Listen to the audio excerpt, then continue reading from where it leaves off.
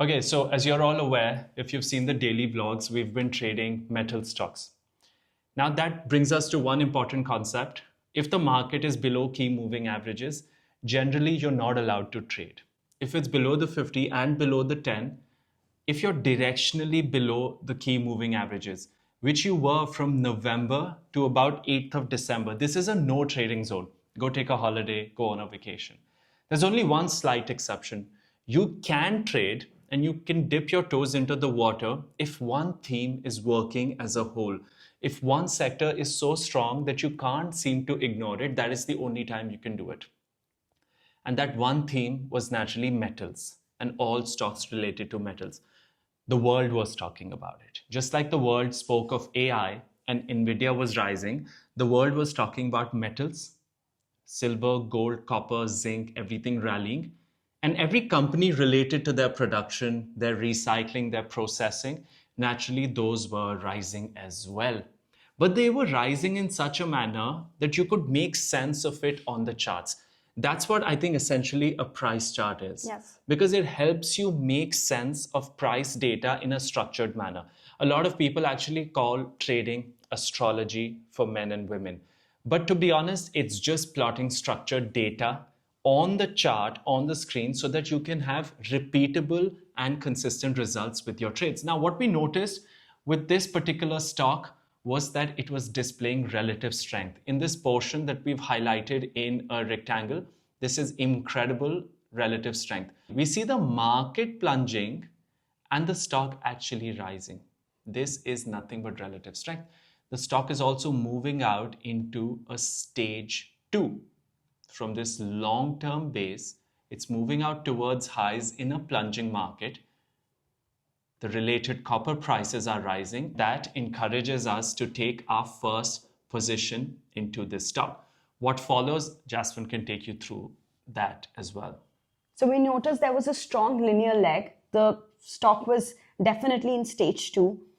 We chased this leg and then we finally sold a little bit of our position when the stock broke the 10 moving average, I think. Yeah, so we sell a bit below the first breach of 10 because this is the structure we follow. As long as the 10 is not broken, why sell, right? This is something that we follow a lot of times and it serves you a lot of times. Now, there are 5 key concepts that we were basically functioning with, and these 5 key concepts help us in almost every single trade we take, and it's pertinent to mention them. What are those 5 key concepts that you rely on each time?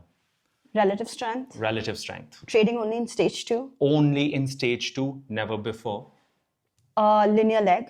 Relying on strong linear legs that tell you that there are some serious buyers in this stock. Then selling only when key moving averages are breached. Never before. No random sell-offs. Either you sell into weakness to protect profits, or if the key moving averages of 5 and 10 are breached. Some people also follow the 21. Then what else? Then one thing that we saw in this particular stock was a VCP as well. A very important concept is VCP, where you see both ranges contracting, telling you that the stock is now ready for another expansion, whether upwards or lower. But this contraction was also very important to note because this was happening once again in a plunging market.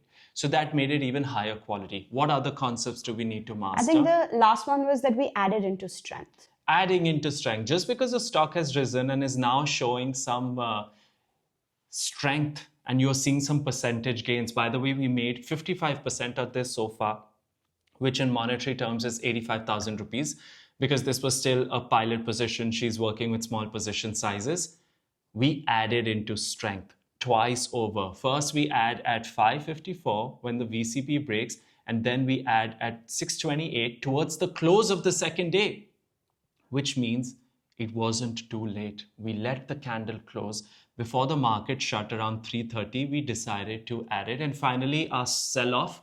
The first sell-off was at 687 because the market completely plunged the next day. And now we're holding some, seeing what it does below the 21 moving average, because this entire action is above the 21. If this breaks, we'll be out. We'll be taking home some 82,000 rupees, and we will be very happy with that.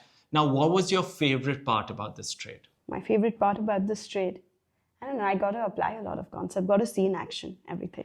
Yeah, you see, the whole, And I think it judged my discipline a lot. it judges your discipline because we saw some volatile moves up, volatile moves down. The world is talking about these commodities. You're trading at elevated levels. My favorite part about the trade, as she said, is the concepts that we've studied about in books, the theoretical concepts, actually made sense here. And these concepts are repeatable. You can apply them to other trades as well. And you can apply them to some defense stocks right now that are doing so well. And you will notice that they too have similar concepts involved. So make sure you learn these concepts very well. I'll finally summarize them. Relative strength, trade only in stage 2, sell only below 10, check out for VCP contractions, add on a strong close. You may also sell into weakness when things have gotten volatile and hold the rest.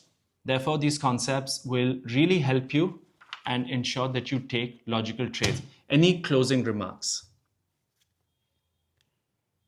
I would just say, even if you missed out the commodity rally, there's still a lot of opportunity out there.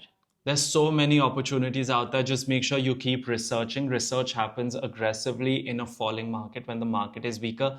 Sit down, sit back, look at a chart. Dekho ji, don't try to aggressively find setups. The setups should scream at you, right?